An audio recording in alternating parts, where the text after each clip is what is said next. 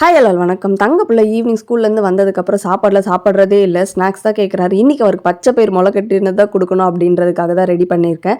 So நான் வந்து முன்னாடி நாள் நைட்டே வந்து தண்ணியில் ஊற வச்சுட்டு காலையில் இந்த மாதிரி தண்ணி எடுத்துகிட்டு ஒரு துணியை வச்சு அப்படியே க்ளோஸ் பண்ணி அப்படியே ஒரு பவுலில் போட்டு க்ளோஸ் பண்ணி அதுக்கு மேலே ஒரு தட்டை போட்டு மூடி வச்சுட்டேன்.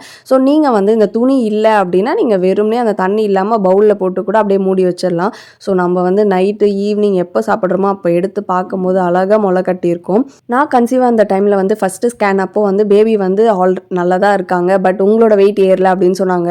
ஸோ அதுக்கப்புறமா வந்து நான் இந்த பச்சை பயிர் முளை கட்டினதும் ப்ளஸ் கருப்பு சுண்டலும் ஆல்டர்னேட்டிவாக சாப்பிட்டுட்டு வந்தேன். ஸோ எனக்கும் வெயிட் ஏறிச்சு, பேபியும் வந்து நல்லா ஹெல்த்தியாக இருந்தார்.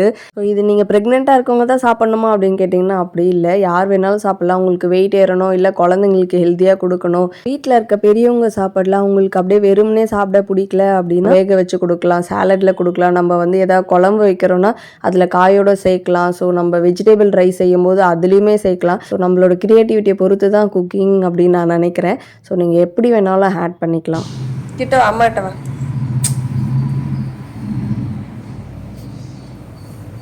ரொம்பவே ஈஸியாக செஞ்சுக்கலாம். ஸோ கண்டிப்பாக ட்ரை பண்ணிவிட்டு எப்படி இருந்தது சொல்லுங்கள். நெக்ஸ்ட் வீடியோவில் பார்க்கலாம். பாய்.